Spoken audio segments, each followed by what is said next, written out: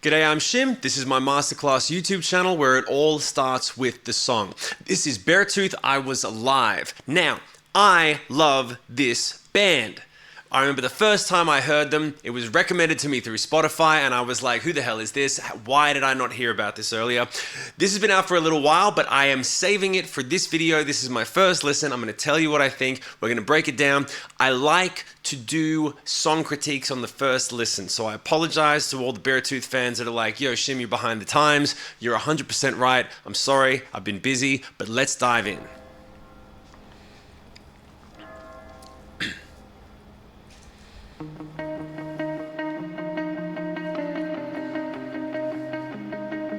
All right, so we've got a hopeful tone.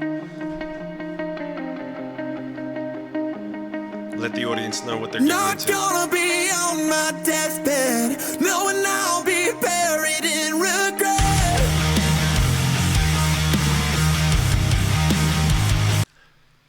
Okay, opening line. Not gonna be buried in my deathbed, knowing I'll be... What exactly did you say, brother? Knowing I'll be buried in regret. Knowing I'll be buried in regret. Great imagery. Great little flip on it. Great opening line. That's a solid one. I'm going to pay that. Not gonna be on my deathbed, knowing I'll be buried in regret. I got to say, I love his lyrics. I love this guy's lyrics because he's fearless. He talks about very hopeful concepts, and already, you know, that one of the things that people talk about when they're on their deathbed is they don't wish they'd spent more time in the office, and they go over their regrets. And one of the most valuable ways to, one of the best barometers on a life well lived is the least amount of regret. One of the things that I say is that a life well lived is one pursuing the avoidance of regret. If you just keep that in mind, you're probably going to have a good life. So already, I love the message of this song. And again, I love this singer.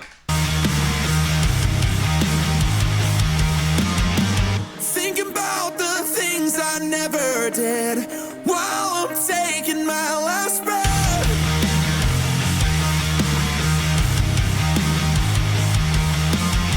No need to fear the end, 'cause I'll know I didn't just live. When I die,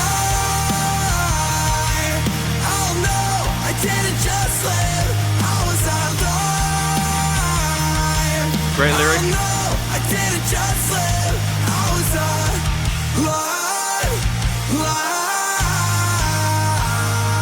Love their choices. Not gonna be on my deathbed. Okay. Wondering why I was always scared. Perfect. All right. So now what they've done is you get to the, this is really good work. So during the chorus, they continue to evolve it. They go da da da da lyric, da da da da lyric. All right. So we've evolved it. We've continued to move it. Lyrically, everything it's saying, this is clearly a very repetitive song because they repeated a couple of lines in the chorus, and they started the second verse with the same line that they started the first verse. Sorry, they started the second verse with the same line they started the first verse with. So they're doubling down on the repetition. Now, sorry, you'll have to excuse that little ding ding that just came off on an alert on my computer.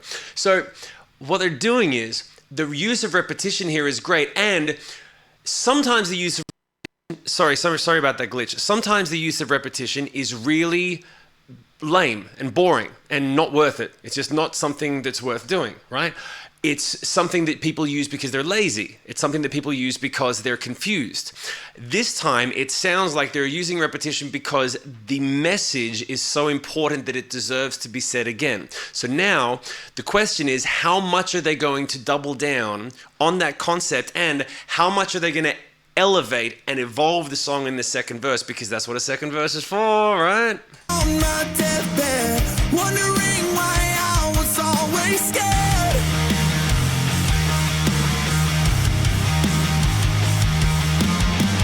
To say those words I never said to the ones I loved while I was there.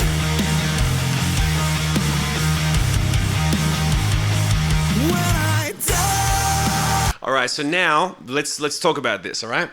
They didn't evolve it. They doubled down on the point that they were making. There's nothing wrong with that. However, I do want more for the bridge, and I don't know what they're going to do. So what they've done is they have inside the course, there's an entire section that I talk about called speaking to people in the language that they're accustomed to hear, speaking to people in the language they're accustomed to speaking in, right? Speaking a simple language. They're simply saying very general things that everyone can relate to, right? And this is the sort of thing that people are going to sing along with when they get to the chorus, because it's when I do, right? You're going to hear the whole crowd, I'm sure they're already doing it, going, When I die, oh no, I didn't just live, I was alive. Oh no, I didn't just live, I was a person that you were proud of. there you go. Chances didn't doubt of. No need to fear the end, 'cause I'll know I Yes. didn't just live. That's what I was hoping. I was literally hoping, I was saying, you have to, what are the lessons? You've clearly spoken to someone who's at an aged care home that's like, yo, you want to know how to live? Here's how to live. And then he's putting it into a song. Now we're getting to the end of the second chorus. What's the message? What's the lesson? What's the point? Why did you bring me here, man? I was alive.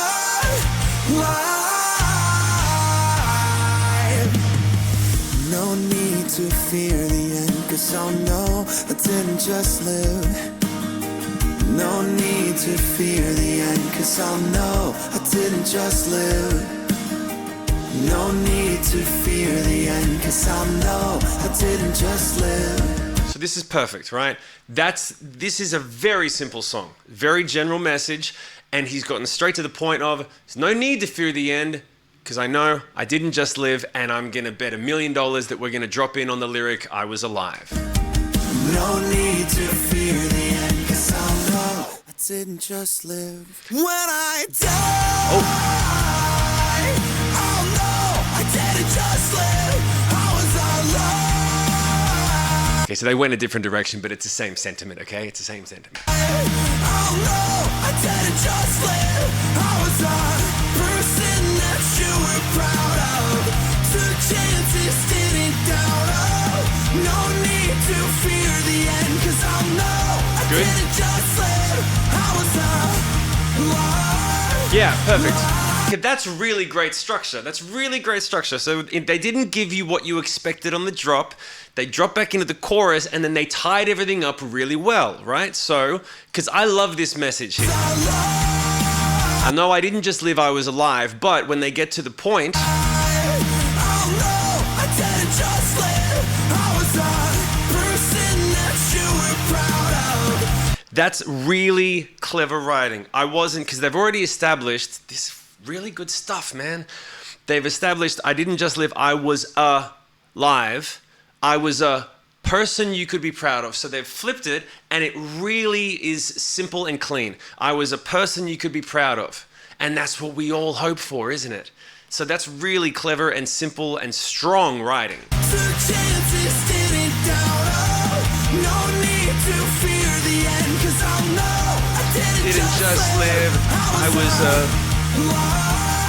right? And they could have done, I was alive, but they've already established, I was alive, right? So now they're going back to that doing da-da-da, da-da-da, which just gives you a little bit of a hopeful rise concept, right? It feels a little bit more elevated, and we're moving further and deeper into the positive emotion of it.